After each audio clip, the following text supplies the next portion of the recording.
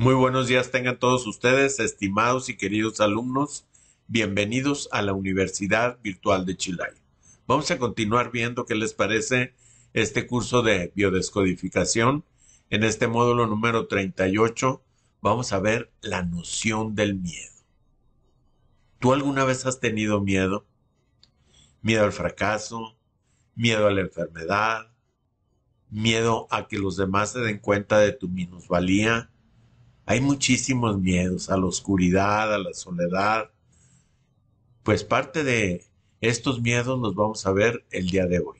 Comenzamos. Este es el segundo conflicto, esta noción de miedo.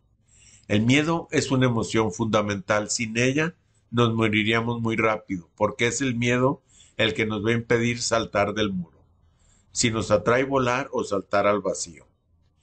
Ese miedo nos va a mantener con vida constantemente. El miedo es lo que permitirá que haya reacciones químicas en el organismo a nivel de las hormonas y de los neurotransmisores cuando de pronto algo muy peligroso se interpone entre nosotros. Y la consecuencia de esta emoción es que nos puede permitir saltar 4 metros para ponernos fuera de peligro. Por eso esta noción de miedo es tan importante. Sin embargo, en nuestra historia de niños no la entendemos siempre. No podemos siempre expresar cómo hemos tenido miedo, porque a un niño le da miedo todo lo que no conoce. Este niño a veces, si quiere explicar lo que le ha pasado, se le dice no, no pasa nada, es esto, es el otro, le explicamos. Los padres tienen miedo de que el niño sea miedoso, entonces cortan el miedo del niño, no quieren saber nada y el niño no puede o no sabe expresarlo. Imagínense el conflicto que le dan a un niño cuando le dicen, no, es que tienes que ser valiente, no te dejes de los demás. Deben de saber exactamente de dónde provienen esos miedos para poder solucionar su problema y ser más valiente para enfrentar a la vida. El niño y sus miedos. Están indefensos delante del sufrimiento de este niño y le dan soluciones, pero realmente no se escucha al niño en lo que ha vivido. Se le dice que no pasa nada, no es tan importante, pero para un niño sí que es importante. Vamos a tener grabadas en nuestra historia algunas cosas que no hemos podido contar nunca a nadie y que en realidad sí que son importantes porque nos hemos construido con estas historias y la vida nos va a reactivar estas historias. Por ejemplo, cuando tenemos un resfriado, el resentir es, hay amenazas en el aire. Toca la mucosa nasal si es especializado en los olores en el aire. El olfato se desarrolla durante la vida uterina y durante los primeros años el universo del niño es un universo de olores. Este niño ha memorizado los olores cuando está en peligro y si está separado del padre o de la madre, está en peligro. La memoria del córtex. ¿Pueden imaginarse todos los riesgos de resfriarse hoy en día? Porque el córtex se acuerda de cualquier olor y no sabemos por qué. De repente nos resfriamos. Pensamos que hemos cogido el microbio del vecino. Por lo que hemos cogido es un pequeño recuerdo que está dentro de nosotros mismos. Es muy interesante saber si podemos apuntar la cosa que nos ha puesto en peligro. Puede ser muy sutil. El resfriado se para, es algo sorprendente. Es algo relacionado con miedos pequeñitos. Decimos, huele mal aquí. Cuanto más importante es la amenaza, más va a tocar zonas más profundas, como los senos. Veamos los senos en la imagen. Frontal, esfenoidal y maxilar. Los senos también son una caja de resonancia. Cuando cantamos, utilizamos la voz mucho a este nivel. Estos senos se inflaman cuando existe esta sensación de peligro. Ejemplo, es un paciente con pérdida de olfato. Trabajaba en un banco y desde que se jubiló empieza el problema. Su conflicto es que renegaba de los compañeros ya jubilados que venían por la oficina. Para él es como si vinieran a husmear lo que hacen. Lo vive como una invasión de territorio. El hipotiroidismo e hipertiroidismo. Pero el miedo puede afectar también otros órganos, Por ejemplo, la tiroides. En este caso estamos en una noción de no puedo actuar lo suficientemente rápido. Hay dos tipos de resentires. Tengo que apurarme, pero de todos modos no lo voy a alcanzar. En este caso estamos en un hipotiroidismo. Lo voy a conseguir. Y en este caso tenemos un hipertiroidismo.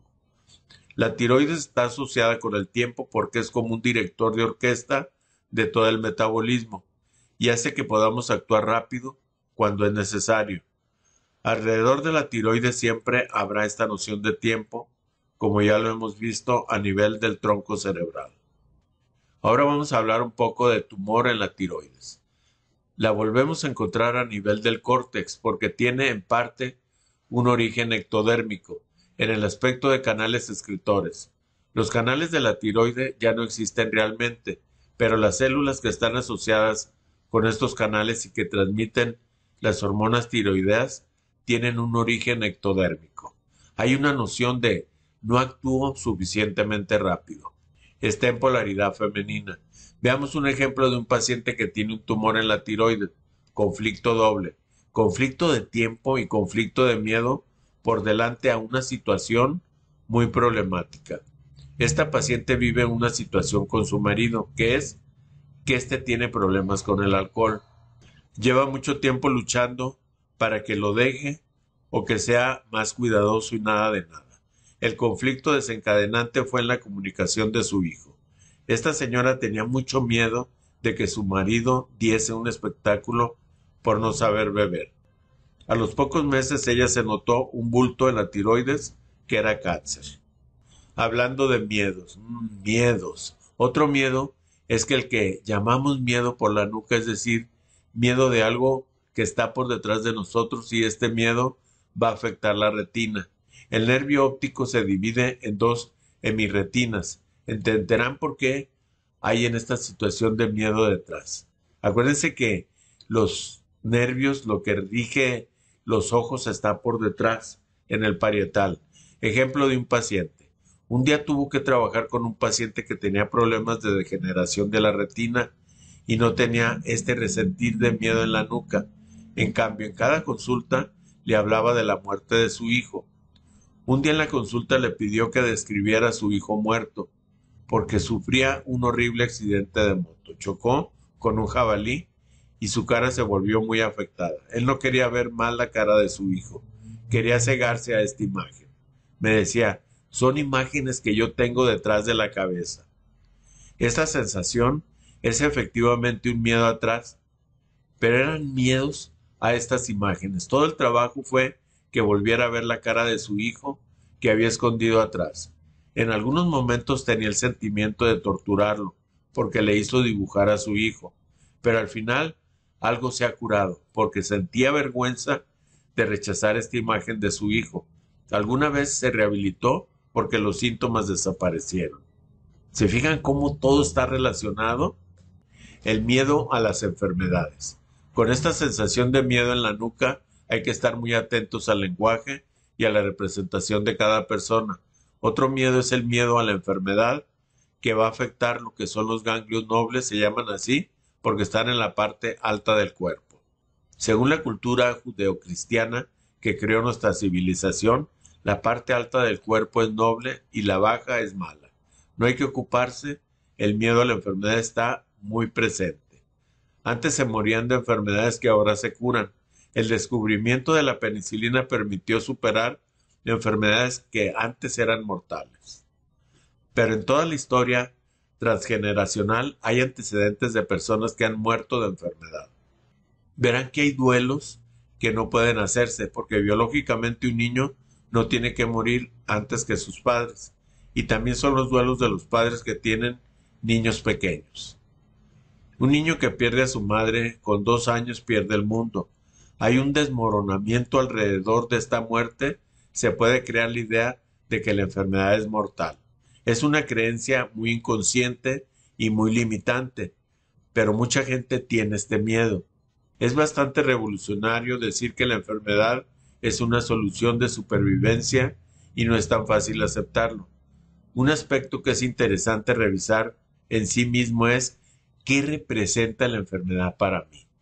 ¿Está bien o hay algo más visceral?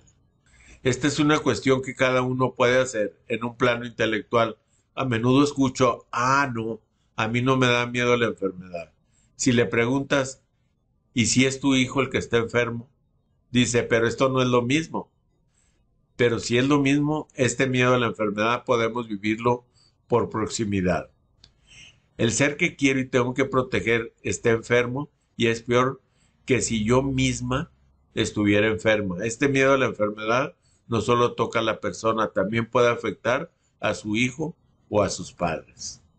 La preocupación de las madres. Hay madres que se ponen histéricas cuando su hijo tiene un poco de fiebre y es legítimo porque seguramente tiene el recuerdo de que su hijo puede morirse y no son historias que se está contando.